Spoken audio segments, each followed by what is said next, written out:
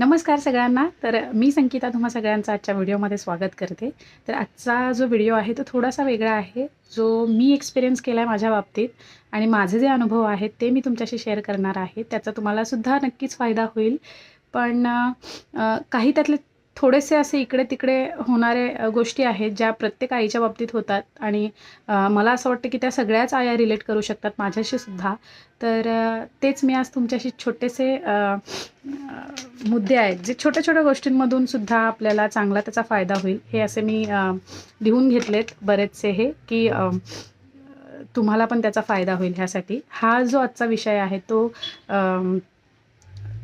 म्हणजे बऱ्याचशा मम्मी असतात तर त्यांना आपल्या बाळाचं दूध सोडायचं असतं किंवा म्हणजे एक वेळ निघून गेलेला असतो की बाळाला आपल्याला दूध पाजताना थोडेसे काहीतरी असे प्रसंग येतात किंवा डिफिकल्टीज येतात की आपण बाळाला दूध नाही देऊ शकत किंवा बंद करायचं असं पूर्णपणे एक वयानंतर बाळांच्या, कारण त्यांनाही त्याची जास्त सवय नको आणि वरच्या अन्नाची चांगली सवय व्हावी म्हणून. तर जेव्हा माझ्या बाबतीत मला म्हणजे दूध माझ्या बाळाचं सोडायचं होतं. माझी आता मुलगी 2 वर्षाची आहे आणि बरोबर तिला 22 महिने कंप्लीट झाल्यावर मी तिचं दूध सोडलेलं आहे. तर पहिला मुद्दा असा की पहिल्यांदा जेव्हा मला तिचं दूध सोडायचं होतं तर मी पहिल्या डॉक्टरांना भेटून आले की असं-असं आहे आणि खात नाही आहे ती. ती खातच नव्हती खरं तर. तिचं खाण्याच्या बऱ्याच तक्रारी होत्या आणि तिच्या तब्येतीमुळे लोकांना असं वाटायचं की ती किती खात असेल किंवा काय, पण तिचं खाणं खूप कमी होतं. सो मी डॉक्टरांना भेटायला गेले होते. तर त्यांनी मला पहिलं असं विचारलं की तुम्हाला काय वाटतं, म्हणजे ती का खात नसेल वरचं अन्न किंवा ती का जेवत नसेल? तर मला पहिला प्रश्न हाच माझ्या मनात आला की ती जेव्हा कधी तिला भूक लागते तर ती मम्मा म्हणजे मम्माकडे यायची आणि सांगायची की मला मम्मम पाहिजे असं. तर ह्यात काय होतं सगळ्यात की आपण तेव्हा देतो, पण त्यांना ती सवय लागते आणि मग जेवणाकडे त्यांचा कुठेतरी दुर्लक्ष होतो. आपण बऱ्याचदा त्यांना भरवायचा प्रयत्नसुद्धा करतो, पण ह्या गोष्टी नाही आपल्याला फॉलो करता येत, कारण बाळ तितकं चिडचिडं होतं आणि मग ते आपल्याला बघवत नाही, त्याच्यामुळे आपण देत राहतो. मग डॉक्टर बोलले की हेच कारण आहे त्यासाठी. तर तिचं इमिजिएटली तिचं दूध पहिला बंद करा. तर जेव्हा डॉक्टर बोलले की पूर्णच बंद करायचं आहे दूध, तर ते माझ्याने पॉसिबल नव्हतं, कारण बाळ ऑफकोर्स रडतं, खूप रडतं आणि मला तेच नको होतं. तर तिचं न रडता, न जास्त हट्ट करता मी कोणत्या ट्रिक्स अशा वापरल्यात तर त्या मी तुमच्याशी शेअर करणार आहे. तर जेव्हा ती दूध मागायची सारखी, तर पहिलं काय व्हायचं की कडुलिंबाच्या पानांचा रस करून लावायचा किंवा पहिला तर कुंकू वगैरे ह्या सगळ्या गोष्टी, पण ते खरं तर सेफ नाही आहेत बाळासाठी. कडुलिंबाचं ठीक आहे, तुम्ही लावू शकता, त्याचा काही त्रास पण नसतो. कोरफडसुद्धा तुम्ही लावू शकता. बाळ तरीसुद्धा दूध सोडत नसेल तर एक मेडिकलमध्ये औषध येतं जे की म्हणजे जी बरीचशी मुलं आहेत ती थंब सकिंग वगैरे करतात किंवा त्यांना बोटं सारखी अशी तोंडात टाकायची सवय असते किंवा नखं खायची सवय असते बऱ्याचदा. तर त्याच्यासाठी ते खरं तर औषध आहे. पण मी एका व्हिडिओमध्ये ते बघितलं होतं.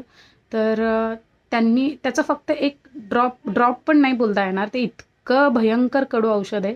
तर त्याचा मुलांना खूप म्हणजे उलटीसुद्धा होऊ शकते, इतका त्रास होतो.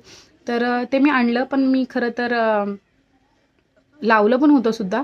पण काय प्रॉब्लेम होतो की मुलांना ह्या गोष्टींची सवय नसते आणि त्यांनी जे खाल्लेलं असतं अन्न ते सुद्धा त्या औषधाने बाहेर येतं आणि ते नको असतं खरं तर. पण एकदा मी जेव्हा ते औषध लावलं त्यावर अद्वैताने हट्टसुद्धा केला. एकदा दोनदा तिने हट्ट केला आणि तिला फक्त एवढंच सांगितलं की मम्माला हा झाला आहे आणि आता तू मोठी झाली आहेस, तू दूध नाही पिऊ शकत आणि तू नाही प्यायचं आहेस आता. तर तिला एकदा सांगितल्यावर ती शांत बसली. परत जेव्हा तिला आठवण म्हणजे जशी-जशी आठवण यायची तशी-तशी ती माझ्याकडे यायची. तर तिला मी हेच सांगायचे सारखे.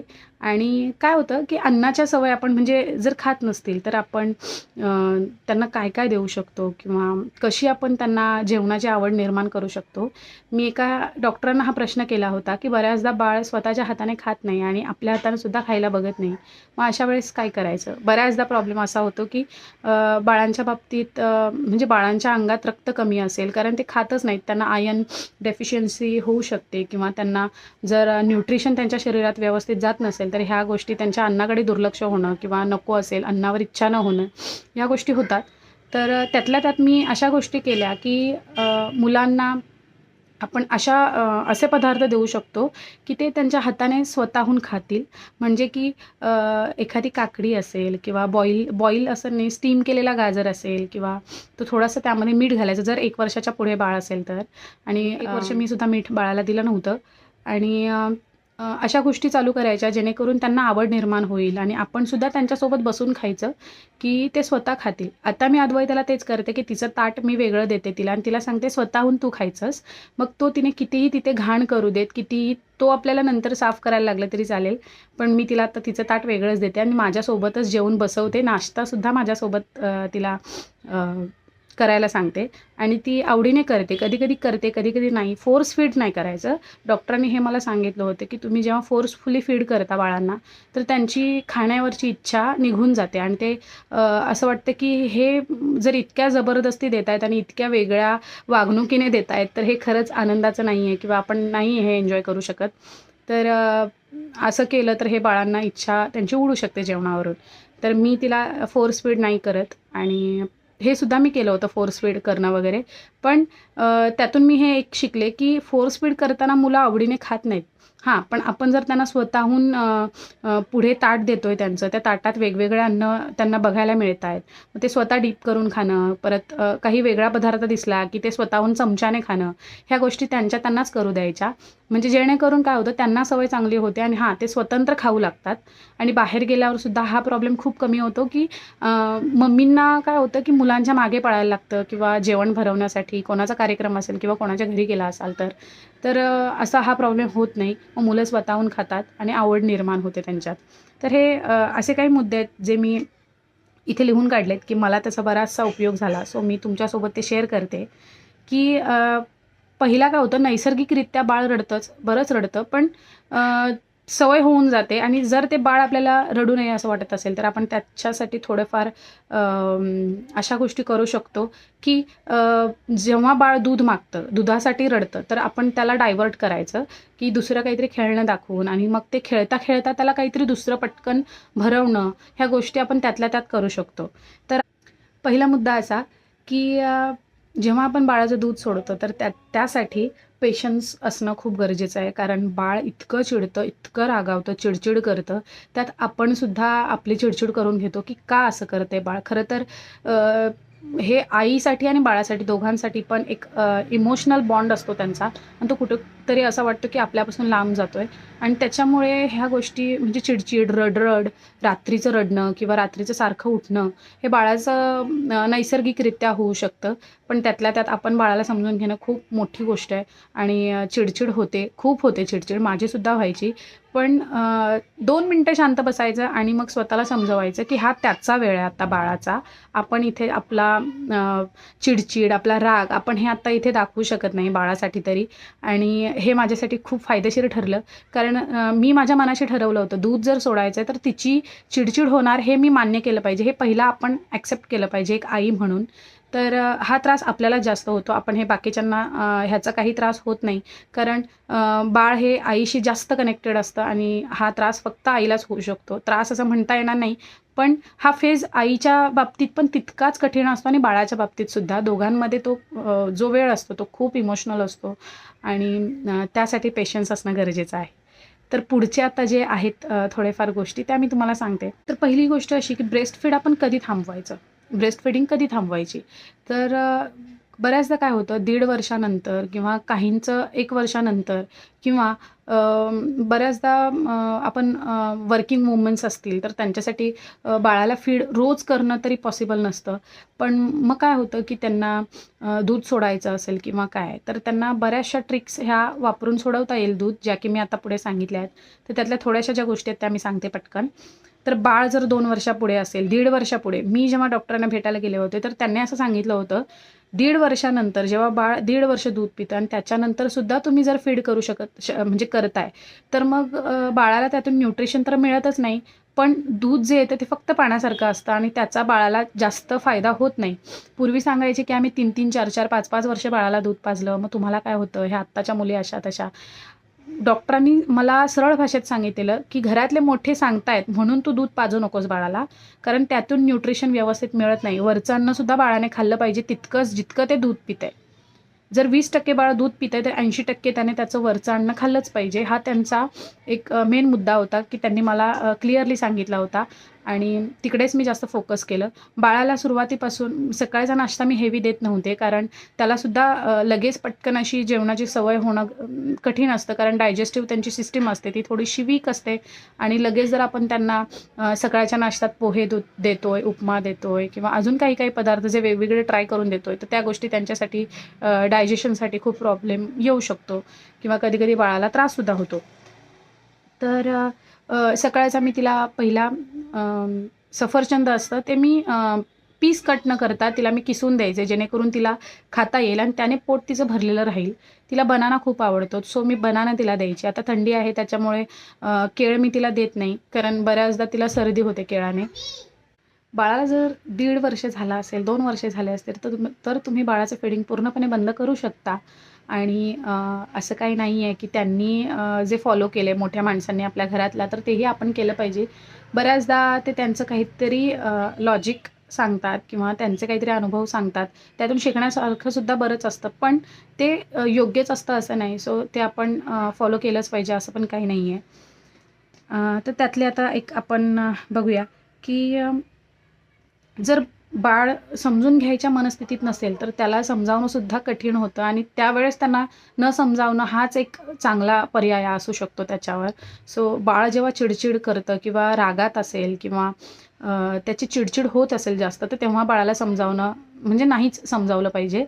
त्याचा वेळ एक असतो बाळाचा पूर्ण दिवसभरात, की तो एक गोष्टी ऐकण्याच्या वेळेत असतो. तेव्हा बाळाला समजावून सांगणं फायदेशीर ठरतं. अद्वैताचं एक असं आहे, की जेव्हा तिला मी काहीतरी भरवत असताना किंवा काहीतरी एक दोघींचा वेळ असतो, आईचा आणि एक बाळाचा, एक दोघांचा वेळ असतो. त्यावेळेत जर आपण काही बाळाला सांगतोय, तर बाळ ते नक्कीच ऐकतं आणि तिकडे जास्त लक्ष असतं बाळाचं. हे मी जास्त ऑब्झर्व्ह केलंय अद्वैताच्या बाबतीत.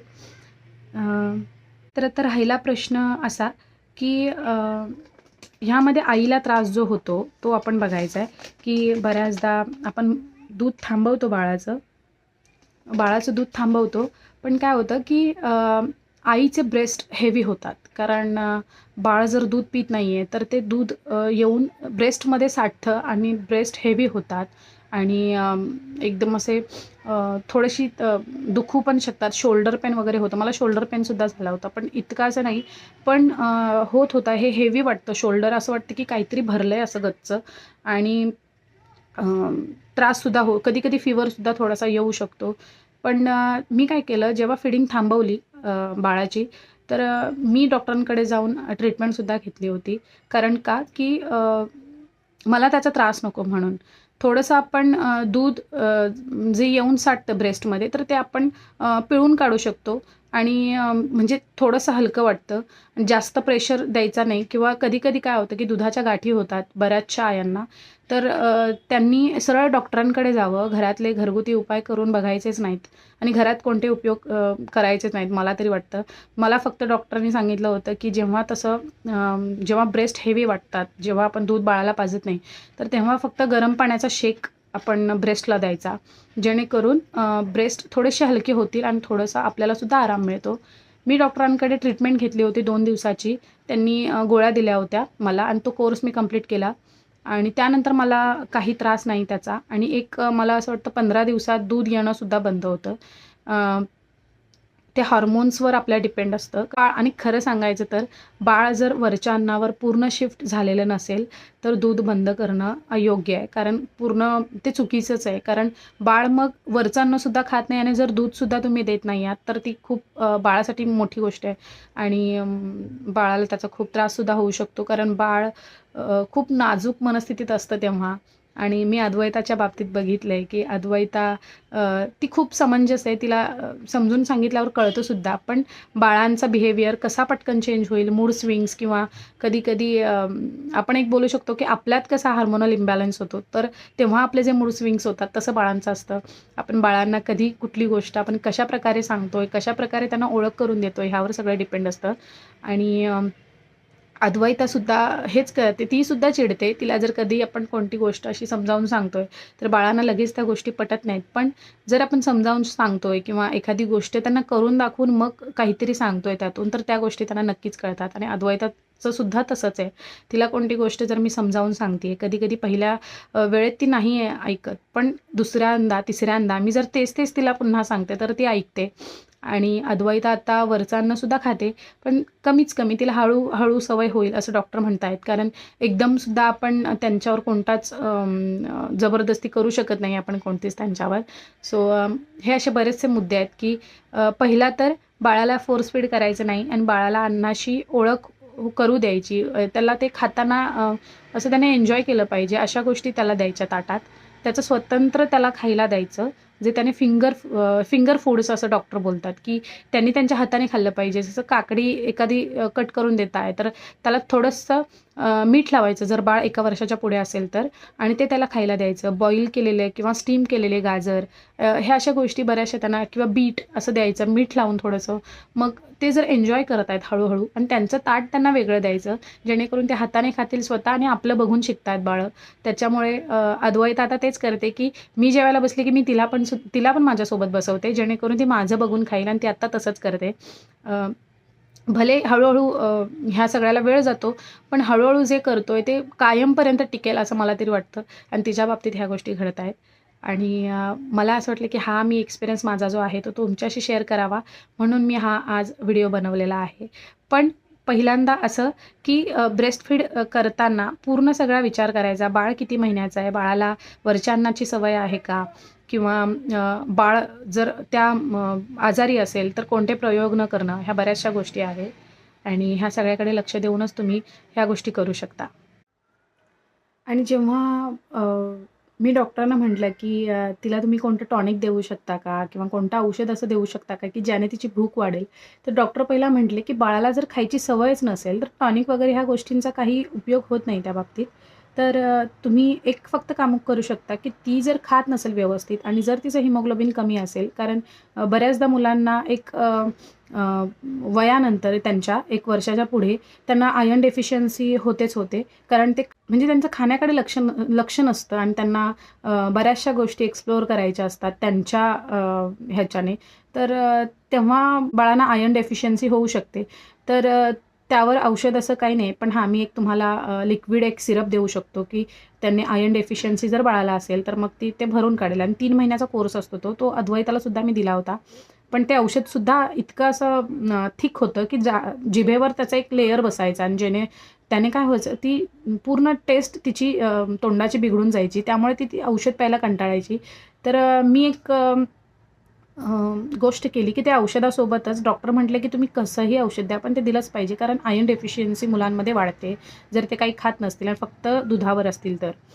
तर मी तिला काय करायचे, की जर बीट असेल, तर बीट मी एखादा किसून, कोणता पराठा केला आहे, कोणती टिक्की केली आहे, तर त्यामध्ये मी किसून तो बीट वगैरे तिला मी द्यायची. किंवा गाजर असेल, तर गाजर किसून द्यायचे. डाळिंब असेल, तर डाळिंब ती स्वतः तिच्या हाताने एक उचलून खायची. तर ते माझ्यासाठी ईझी होतं. पण रस वगैरे हे काढून मी असं नाही दिलं आहे तिला, कारण ती डाळिंब स्वतः एक करून खायची, चावून खायची. सो ते माझ्यासाठी ईझी झालं. आणि जेवणामध्ये तिला मी पनीरसुद्धा देते. पनीर कधी-कधी तिला फक्त त्याची जशी आपण अंड्याची भुर्जी करतो तसं मी तिला करून द्यायची. मग ती एक छोटं-छोटं पीस त्यातलं उचलून खायची, आणि ती खातेसुद्धा आता. आणि तिला मी अंडंसुद्धा देते. आधी अंडं देत नव्हते, कारण डॉक्टरांनी तिला जेव्हा तिने बॉईल एग जेव्हा खाल्लं होतं, तर तिला त्याच्या उलट्या झाल्या होत्या. तर तेव्हा डॉक्टर म्हटले, की पुढचे 6 महिने तिला आपण अंडं नाही द्यायचं आहे, आणि कारण तिला कदाचित त्याचा थोडासा त्रास होऊ शकतो. सो अंडं तिचं बंद होतं पूर्णपणे. सो मी फोकस तिचा पनीरवर केला होता.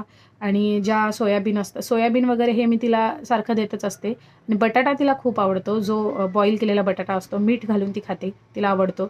बटाटा कुठल्याही भाजीत जरी घातलेला असेल तरी ती खाते.